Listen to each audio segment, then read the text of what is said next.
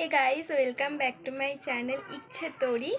তো আমি রেডি হয়ে এখন চলে এসেছি। আমাদের বাড়ি আজকে অক্ষয় তৃতীয়া উপলক্ষে একটু পুজো আছে, গণেশ পুজোর নারায়ণ পুজো হবে আমাদের বাড়িতে, যেহেতু দোকান আছে। তো তোমরা দেখতে থাকো আমি আজকে কি করি না করি, তো তোমাদের সাথে সব কিছু শেয়ার করব।